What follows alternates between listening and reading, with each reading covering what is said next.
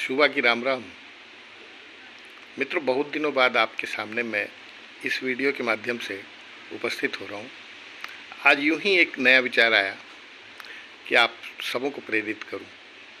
जब मेरे पिताजी की मृत्यु हुई थी, आकस्मिक मृत्यु थी, उन्होंने सुबह कहा कि आज मुझे हलवे का नाश्ता करना है, और उसके बाद पूजा पाठ में बैठ गए और पूजा करते हुए ही उन्हें सेरिब्रल हैमरेज हुआ और 4 घंटे बाद उनकी मृत्यु हो गई। इस घटना से मैं काफ़ी मर्माहत था और स्तब्ध हो गया था, लेकिन माँ सामने थी, उसको संभालना था। घर के बाकी सभी लोग मुझे सशक्त समझते थे, इसलिए अपने को संभाला और संभालते हुए अपने आँखों से एक बूंद आंसू ढलकने नहीं दिया, उस बांध को रोके रखा।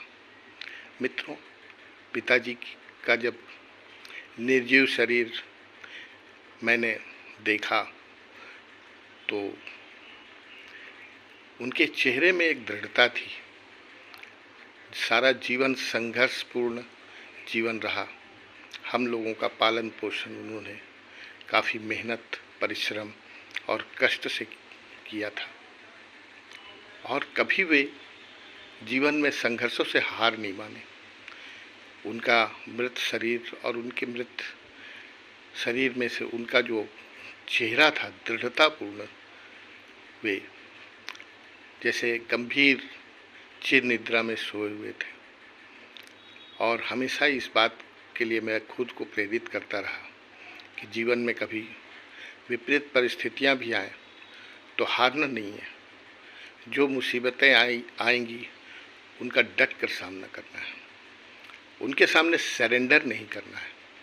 याद रखिए, जीवन संघर्ष का नाम है। जीवन को जीना और उससे चुनौती देते हुए आगे बढ़ना, यही जीवन की सफलता है। बाद में जब मैंने महाभारत की कथा सुनी, गीता का अध्ययन किया, तो मैंने देखा कि भगवान कृष्ण ने भी अर्जुन को यही उपदेश दिया था। सामने खड़ी चुनौती का सामना करो, उससे मुठभेड़ लो, यही तुम्हारा कर्तव्य है।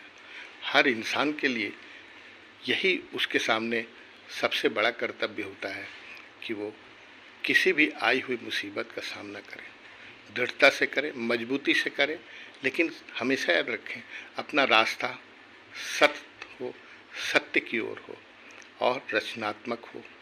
आज मैं इस वीडियो के माध्यम से केवल अपने पुत्र को ही नहीं, अपने वंश और अपने मित्र, अपने समाज, अपने देश और सबको मैं ये कहना चाहूँगा, जो भी इसे सुन रहे हों, कि जीवन में संघर्ष के सामने कभी सरेंडर नहीं करना। जो भी मुसीबतें आएंगी झेला जाएगा, उसका सामना करेंगे।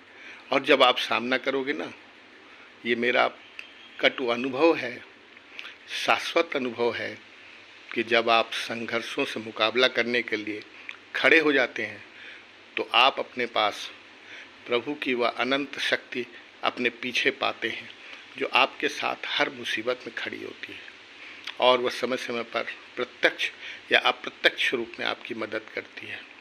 मैंने 6 साल कैंसर पीड़ित पत्नी के इलाज के दौरान करीब 3 या 4 बार ऐसा बहुत प्रकट रूप से महसूस किया कि ईश्वर की वह सत्ता मेरे साथ थी, और वह मुझे बता रही थी कि यह तुम्हारे कर्तव्य बोध में है, यह होना है, और इसे अच्छे साहस के साथ तुम्हें लड़ना है। और मित्रों, आज इसी लंबे संघर्ष के बाद मैं यह संदेश अपने सभी लोगों को, मित्रों को देना चाहूँगा, खासकर युवा मित्रों को, जीवन में कभी हताश न हो। कोई एक बात में अगर आप विफल हो जाते हैं तो ये मत सोचिए कि ज़िंदगी यहीं ख़त्म हो रही है। ज़िंदगी में इससे बड़े अवसर आपको मिल सकते हैं, और उसके पीछे कुछ इतनी बड़ी सफलता छुपी हुई है जिसे आप नहीं देख रहे हैं, लेकिन परमपिता परमात्मा देख रहा है। मित्रों, आज इतना ही, फिर कल मिलते हैं। जय श्री राम।